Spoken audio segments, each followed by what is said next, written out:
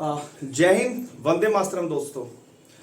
दोस्तों जैसा कि आज आपको पता है कि आज हमें हमारी आज़ादी को, देश की आज़ादी को 75 साल हो चुके हैं और हमें 75वें आज़ादी के इस अमृत महोत्सव पर कुछ संकल्प लेने की ज़रूरत है। जैसा कि हमारे प्रधानमंत्री नरेंद्र मोदी जी ने भी आज कुछ संकल्प लिए हैं। इसे देखते हुए हमें कुछ ऐसे प्रण लेने की ज़रूरत है जो कि हमारे देश को और युवाओं को आगे लेके चल सकें। ऐसे ही कुछ प्रण आज प्रधानमंत्री नरेंद्र मोदी जी ने भी लिए हैं और उनके जो ये निर्णय है वो बड़े ही सराहनीय हैं। लेकिन कहीं ना कहीं कुछ ऐसे पहलू जिन पे कभी किसी की नज़र नहीं गई, हम उन पहलुओं में बात करना चाहेंगे। पहले मुझे आज एक चीज में बड़ी ही खुशी हुई, जैसे कि प्रधानमंत्री जी ने कहा कि भ्रष्टाचार के खिलाफ सभी लोगों को संगठित होके और एकत्रित होके आवाज उठानी पड़ेगी। तो दोस्तों देखिए, अगर मैं इस चीज के लिए बोलता अभी तक आ रहा हूँ, ठीक है, कि हम लोगों को संगठित होने की जरूरत है, तो संगठित होने की जरूरत इसीलिए है कि अगर हम संगठित नहीं होंगे, एकजुट नहीं होंगे, तो अगर हमारे साथ कोई भ्रष्टाचार से हम लोग पीड़ित हो रहे हैं या कोई भी युवा अगर पीड़ित हो रहा है, तो उसके लिए हम एक आवाज बन सके और हम एक ऐसी आवाज जो अगर यहां से अगर एक आवाज दे तो कश्मीर से लेके कन्याकुमारी तक सुनाई दे, गुजरात से लेके असम तक सुनाई दे, ऐसी आवाज। ठीक है दोस्तों, ऐसे ही बातों पे बात करते आएंगे। फिर ऐसे ही आज प्रधानमंत्री नरेंद्र मोदी जी ने आज कहा कि पैसे लेकर जो लोग भाग गए हैं, ठीक है, तो उन पे भी हम लोगों ने कार्रवाई की है। बिल्कुल कार्रवाई की है, लेकिन फिर भी 10 लाख करोड़ रुपए बच्चों के ऐसे लोगों के माफ कर दिए गए जो कि बहुत बड़े लेवल के बिजनेसमैन थे। अगर वो पैसा शायद आज देश में होता तो युवाओं को आज लड़ना ना पड़ता नौकरी के लिए, और आप लोगों को इतना सोचना नहीं पड़ता कि नौकरी के लिए कि एक इतना लंबा टाइम युवा बेरोजगार है, उस पर ध्यान देने की जरूरत थी। ऐसी दोस्तों देखिए, कुछ पहलुओं में बात करेंगे। जैसे कि आज हमारे प्रधानमंत्री जी ने एक बात कही थी, बहुत अच्छी बात लगी कि भाई भतीजावाद नहीं रहेगा। बहुत अच्छी बात है ये, भाई भतीजावाद जो है होना नहीं चाहिए, और यहाँ पे ही नहीं, राजनीति में नहीं, किसी भी जगह भाई भतीजावाद नहीं होना चाहिए। बड़ा ही सराहनीय कदम है, इसके खिलाफ आवाज उठानी चाहिए। इसीलिए मैं दोस्तों बोलता आ रहा हूं कि युवाओं को संगठित होने की जरूरत है और आज भी समय है कि संगठित हो जाइए। ये भाई भतीजावाद एक ही जगह नहीं है, हर जगह भाई भतीजावाद है। अगर ये भाई भतीजावाद ना हो तो ये नौकरियां लीक ना हो। अगर भाई भतीजावाद ना हो तो आप खुद हर किसी का निजी स्वार्थ ना हो। आगे मुद्दों पर बात करते हैं। तो दोस्तों देखिए, प्रधानमंत्री जी ने आज एक चीज बहुत अच्छी बोली थी कि टेक्नोलॉजी के मामले में हम लोग एक परचम लहरा रहे हैं। ये हकीकत है, टेक्नोलॉजी के मामले में आज हम लोग चांद तक पहुंच गए, आज हम लोग मंगल पे पहुंच रहे हैं। आए दिन शायद इंडिया में जो हमारी इसरो है और जो भाभा अनुसंधान जो केंद्र है, वहां से मतलब हम लोग देखते हैं कि आए दिन कोई ना कोई मिसाइल लॉन्च की जा रही है, कुछ ना कुछ ऐसे प्रोजेक्ट पे काम किया जा रहा है। तो विश्व स्तर पे जो सराहनीय है, इतना कुछ होने के बाद भी हमारे पास ये टेक्नोलॉजी अभी तक विकसित नहीं हो पाई कि हम बच्चों के जो एग्जाम है वो ऑनलाइन ले सकें, एक दिन में खत्म करा सकें। ऐसी टेक्नोलॉजी अभी तक हमारे पास नहीं आई। उसी का खामियाजा आज भुगतना पड़ा लेखपाल वाले बच्चों को। उसी चीज का खामियाजा आज लेखपाल वाले बच्चों को भुगतना पड़ा कि पेपर ऑफलाइन कराया गया। इतना टेक्नोलॉजी में आगे होने के बाद भी आज हमारे देश में अनेकों ऐसे एग्जाम लिए जा रहे हैं, अनेकों ऐसी परीक्षा जो ऑफलाइन ली जा रही है और उनमें भाई भतीजावाद, भ्रष्टाचार जम के हो रहा है। तो अगर प्रधानमंत्री जी ने कोई बात बोली है कि आपको इसके खिलाफ आवाज उठानी चाहिए, तो मैं बड़ा ही तहे दिल से उनका शुक्रिया करता हूं कि कम से कम युवाओं को एक राह दिखाई है। तो अब भी शायद आप लोगों को समझने की जरूरत है कि अपने पैरों पर खड़े होइए और इसके खिलाफ आवाज उठाइए। ठीक है, आगे दोस्तों बात करते हैं। ठीक है, कुछ ऐसे चीजों पे, जैसे कि हमारे प्रधानमंत्री जी ने आज बोला था कि मेडिकल के क्षेत्र में भी हमने बहुत बड़ा परचम लहराया है अनेकों मेडिकल कॉलेज खोले हैं, बिल्कुल सही बात है, बिल्कुल सही बात है। लेकिन आज भी हमारे देश में फिर भी मेडिकल की कमी है, फिर भी डॉक्टर्स की कमी है, नर्सिस की कमी है। इस चीज को जो प्रमाणित करता है वो आपने कोरोना टाइम में अनेकों ऐसे लोग देखे होंगे कि जिन लोगों को शायद इलाज मुहैया नहीं हो पाया, जिन्हें नर्सिस नहीं, डॉक्टर नहीं मिल पाए, और वो लोग अपने परिवार को रोता बिलखता हुआ छोड़ के चले गए। तो इस चीज पे आप लोगों को आवाज उठाने की जरूरत है, युवा को आवाज उठाने की जरूरत है, क्योंकि इनकलाब, इनकलाब कोई लिखा हुआ शब्द नहीं है।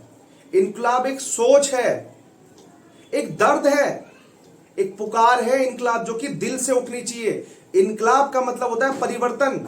जब तक ये परिवर्तन की आवाज आपके दिल से नहीं उठेगी तब तक कुछ नहीं बदल पाओगे, और ये बदलने का समय आ गया है। अब चीजें परिवर्तित होंगी और करनी पड़ेंगी, और अगर नहीं करोगे तो आए दिन यही होता रहेगा। कभी यूपीएसआई की भर्ती लीक, कभी लेखपाल की भर्ती लीक, कभी किसी और चीज की लीक, कभी इस चीज में घोटाला, कभी 2G घोटाला, कभी कोयला घोटाला, ये सब चलता रहेगा। लेकिन इसमें कमी सिर्फ हमारी है, सिर्फ हमारी कमी। मेरे युवा भाइयों बहनों, मैं बड़ा ही हाथ जोड़ के आपसे रिक्वेस्ट करता हूं कि आप लोगों को आज मेरा साथ देना होगा, देना ही देना होगा।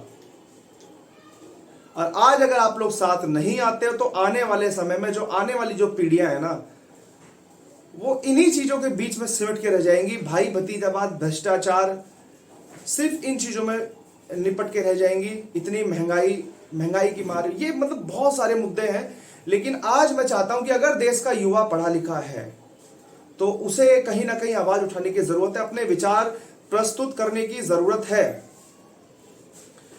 और आप देख ही रहे हो कि भ्रष्टाचार किस तरीके से देश को खोखला कर रहा है। भ्रष्टाचार एक ऐसी दीमक की तरह हो गया है कि जहां पे जिस लकड़ी पे लग रहा है, या जिस विभाग पर, या किसी भी संस्थान पे जहां पे भी थोड़ा सा भी लगता है, उस पूरे संस्थान को खा जाता है। UPSSC आप लोगों के सामने है, मैं इसमें कुछ नहीं बता रहा हूं, मैं तो सिर्फ आपको एक नजर दे रहा हूं देखने के लिए कि आप लोग देखिए तो सही, आपके सामने है। देश के प्रधानमंत्री चीख चीख के बोल रहे हैं कि आप आवाज उठाइए। क्यों आवाज नहीं उठा रहे हैं? क्यों? आप लोगों को संगठित होना पड़ेगा। मेरे भाई और बहनों, आप लोगों को साथ देने की जरूरत है। जो भी युवा पीढ़ी है, या भी जो भी ऐसे जन हैं जिन्हें लगता है कि कहीं ना कहीं गलत हुआ है, उन्हें साथ देने की जरूरत है। आज जातिवाद में देश को बांटा गया। जातिवाद से मतलब आप एक चीज सोचिए कि क्या जब किसी को भूख लगती है तब तो कोई जातिवाद नहीं आता? अगर किसी की फैमिली का कोई इंसान जो है हमारे देश में जातिवाद के नाम पर सभी लोगों को इस तरीके से बांटा जा रहा है कि हर इंसान सोचने पे मजबूर है कि आज हम अपनों के लिए लड़ें, अपने अधिकारों के लिए लड़ें, या अपनी जाति के लिए लड़ें। तो इन्हीं चीजों को हम लोग को नजरअंदाज करते हुए हम लोग को ये सोचना चाहिए कि क्या कभी हम लोगों को जब भूख लगती है या जब हमें कपड़े पहनने होते हैं तो हमें कभी ये दिखाई देता है कि हम लोगों को मतलब इस चीज से फिर जातिवाद से हमारी चीजें खत्म होती चली जाती हैं। मतलब तब हमारे जो मुद्दे हैं जाति पे नहीं रह पाते हैं। यानी कि अगर रोटी, कपड़ा, मकान की जब बात होती है तो फिर ये मुद्दे खत्म हो जाते हैं। फिर जब बात पेट पे आती है तो दोस्तों सबसे पहले हमें एक रोजगार और उस रोटी की जरूरत होती है। तो इस चीज से शायद सभी लोगों को बचने की जरूरत है। बाकी दोस्तों देखिए, मैं एक चीज बताना चाहूंगा कि सरकार ने प्रेसिडेंट के इलेक्शन थे, पहले कॉलेजों में प्रेसिडेंट के इलेक्शन हुआ करते थे। जब कॉलेजों में प्रेसिडेंट के इलेक्शन हुआ करते थे तो जो हमारा युवा नेता हुआ करता था कॉलेज का, उसे पता होता था कि हाँ आखिर क्या परेशानी है युवाओं को, तो शायद वो उन चीजों को ठीक करने की कोशिश किया करता था, या उसे पता होता था कि हाँ आज ये परेशानियां हैं, इसे हम कैसे ठीक कर सकते हैं। लेकिन आज आप देख रहे हो कि प्रेसिडेंट के इलेक्शन खत्म कर दिए। यानी कि अब अगर कोई नेता बनेगा तो नेता का बेटा नेता बनेगा। कोई एक पढ़ा लिखा युवा या एक ऐसा इंसान जो हर चीज का ज्ञान रखता है, जिसने युवाओं के दर्द को महसूस किया है, बड़ा नजदीकी से देखा है, वो तो कभी इस चीज में आ ही नहीं सकता, ना ही वो कभी हेल्प कर सकता है किसी की। जबकि आपने चीजें खत्म कर दी। तो इन्हीं चीजों को देखते हुए आपको संगठित होने की जरूरत है। और मैं आपको बता देना चाहता हूं कि अनेकों हमारे स्टेट कैबिनेट में और सेंट्रल कैबिनेट में अनेकों ऐसे नेता हैं जो कहीं ना कहीं यूनिवर्सिटियों से ही निकल के आए हैं। जैसे कि मैं आपको बता देता हूं कि हमारी जो वित्त मंत्री हैं वो जेएनयू के छात्र रही हैं।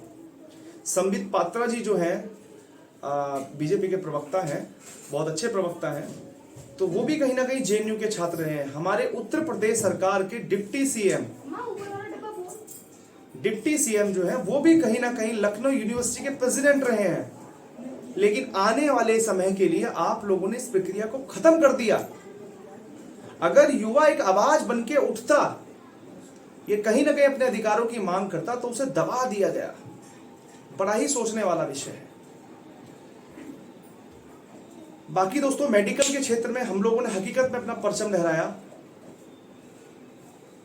और हमने काफी सारी चीज भी देखी। कोविड टाइम पे भी हमने चीज देखी कि डॉक्टर्स की हमारे पास कमी रही, बहुत सारी चीजों की कमी हमारे पास रही। बाद में वो पूर्ति भी होती गई, लेकिन फिर भी कमी तो आज भी हमारे देश में है। एक डॉक्टर के ऊपर 100 प्लस मरीजों का भार है। इस समय की बात कर रहा हूं दोस्तों, मैं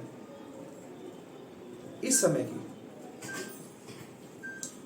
क्या युवा मेडिकल में अगर जाता है तो जरूर, अगर किसी के पास 20, 30, 40 लाख रुपए नहीं है तो वो डॉक्टर नहीं बन सकता। अगर व्यवस्था लेके आनी है तो एक ऐसी व्यवस्था होनी चाहिए कि मेडिकल की पढ़ाई फ्री। आप मेडिकल की पढ़ाई फ्री करके, ठीक है, उसकी जो उसका पैसा है आगे, जो भी उसका, जब वो डॉक्टर बन जाएगा, जब कमाएगा, तो आप उससे 10 साल तक उसका अपना पैसा वसूलिए, कोई परेशानी नहीं। ऐसे डॉक्टर बनने तो दीजिए। ऐसी व्यवस्था, अनेकों ऐसी व्यवस्था जिन पर बात करने की जरूरत है दोस्तों। देखिए, एक तो मैं थोड़ी सी बात अपनी महिलाओं जो बहनें हैं उनके बारे में बात करना चाहूंगा, नारी शक्ति के बारे में बात करना चाहूंगा। देखिए दोस्तों, आज ये हकीकत है कि हमारे देश की जो महिलाएं हैं वो हर देश में, मतलब हर क्षेत्र में एक परचम लहरा रही है, एक ऐसी छाप छोड़ के जा रही है जो शायद सदियों तक याद रखी जाएगी। पिछले दशकों में, पिछले इतिहास में भी आपने देखा होगा, ऐसी अनेकों हमारे देश में वीरांगना पैदा हुई हैं जिन्होंने अकेले ही अंग्रेजों की बुनियाद हिला के रख दी थी। अनेकों ऐसी वीरांगना, रानी लक्ष्मीबाई ले लीजिए, अहिल्याबाई ले लीजिए, ऐसी अनेकों वीरांगना है।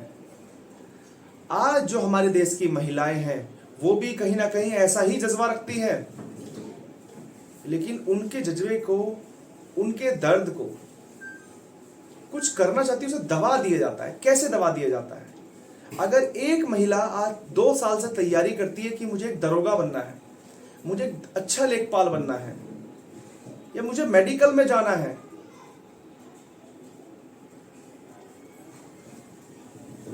या मुझे UPSSC के थ्रू अनेकों एग्जाम क्लियर करने हैं, वो घर वालों से एक मोहलत मांग के, एक समय मांग के वो तैयारी करना स्टार्ट करती है। बाद में पता चलता है धांधली हो गई, पेपर आउट हो गया।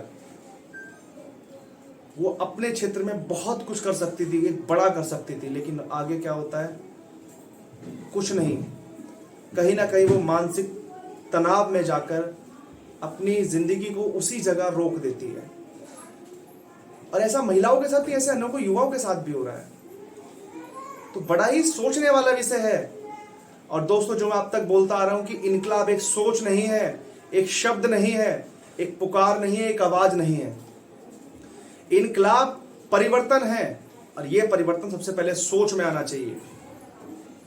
और जब यह परिवर्तन सोच में आ जाएगा तो आपकी हर चीजें ठीक हो जाएगी। आज जो हमारे अधिकार इस तरीके से छीन लिए जाते हैं या चीजों को खराब कर दिया जाता है,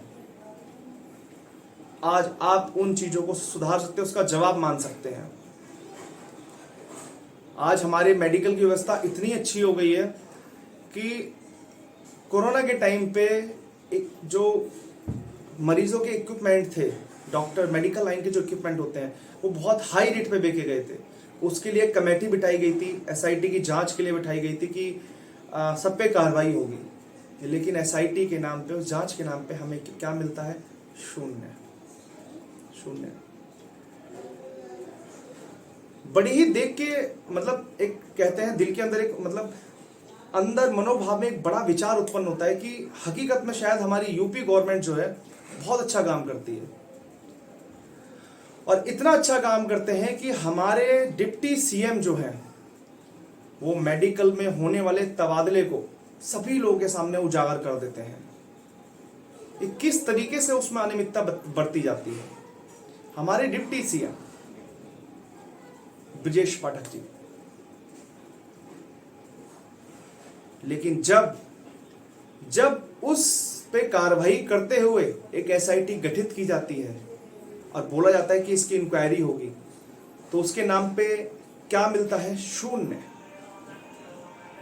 उसके नाम पे शून्य मिलता है। तो दोस्तों, जिन्हें एम्बुलेंस कर्मचारियों को कोरोना वॉरियर कहा गया था, वो 9,000 कर्मचारियों को बेघर कर दिया गया। किससे सवाल पूछें? और वो कौन है? वो कौन है जिससे सवाल पूछे जाएं? कि अब पूछेगा कौन? ये विचार आता है कि हम किससे जाके पूछें। हाँ, नहीं पूछ सकता, लेकिन आज अगर हम संगठित होते हैं तो ये सवाल मांगा जाएगा, ये सवाल हम पूछ सकते हैं।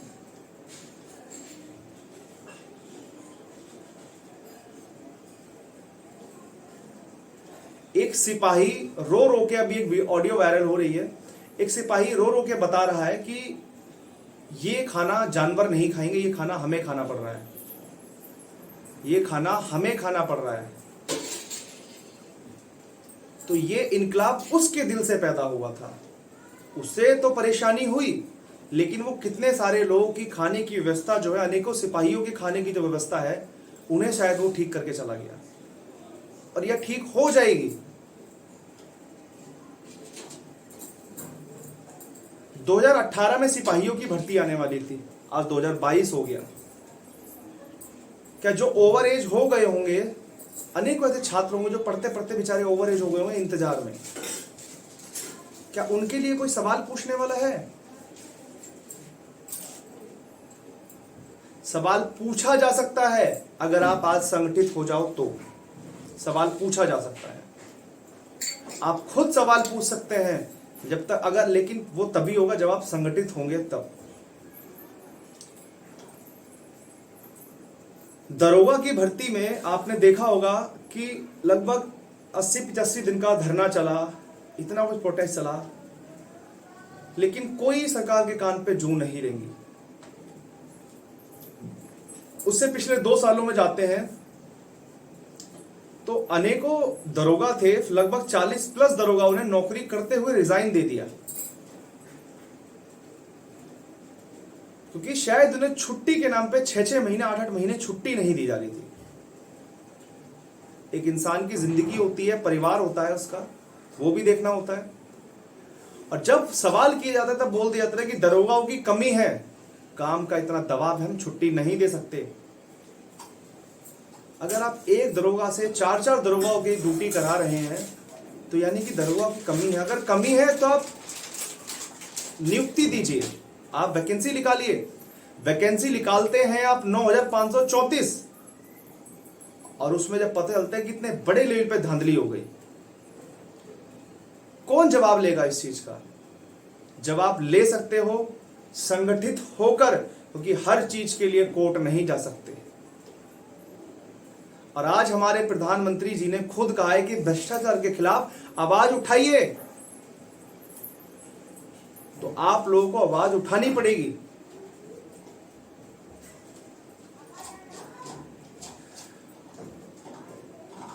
दोस्तों, आज एक बड़ी अच्छी बात कही थी प्रधानमंत्री जी ने, शायद मैं उसे रिपीट कर रहा हूं, मेरे को नहीं पता है क्योंकि मोबाइल 2 बार ऑफ हो चुका है।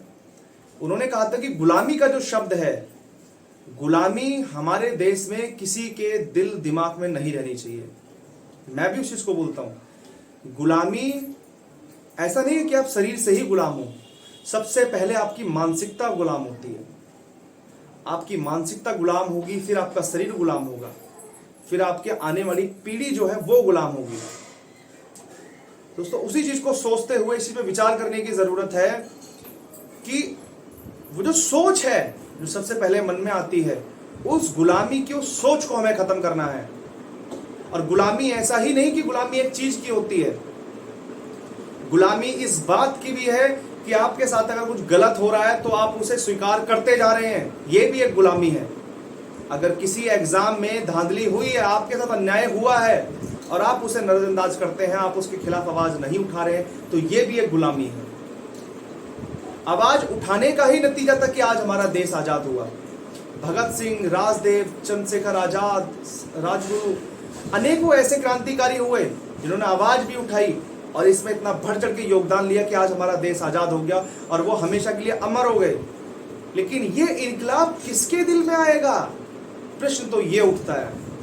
ये इनकलाब उसके दिल में आएगा जिसको लगता है कि हाँ, कहीं ना कहीं मैं इस देश की धरती माँ का लाल हूं, उसके दिल में इनकलाब आएगा। मेरा सिर्फ दोस्तों आज जो आपको आकर इतने सारे लेक्चर देने का मतलब था, सिर्फ यही था कि आप लोगों को हकीकत पता चल सके कि हकीकत में अधिकार क्या है, किस तरीके से अधिकारों का अगर हनन हो रहा है तो हम क्या कर सकते हैं। दोस्तों, एक उंगली को तो कोई भी तोड़कर चला जाएगा, लेकिन अगर ये मुट्ठी बन जाती है ना, तो ये मुट्ठी पहाड़ तोड़ सकती है, ये उंगली नहीं। तो हमें मुट्ठी बनना पड़ेगा। और प्रधानमंत्री जी के आज प्रण थे काफी सारे, उन्होंने 4 या 5 प्रण लिए हैं। तो आज मैं आपसे कहता हूं कि आपको मेरे साथ आज 5 प्रण लेने पड़ेंगे।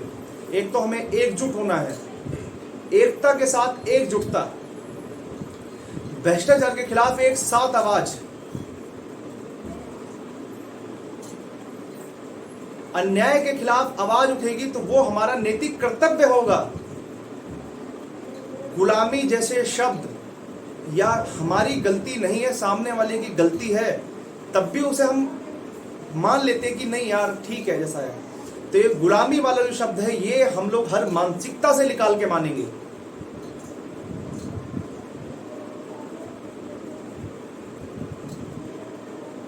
दोस्तों, इसी बात को लेकर समाप्त करना चाहूंगा। जय हिंद, वंदे मातरम, भारत माता की जय।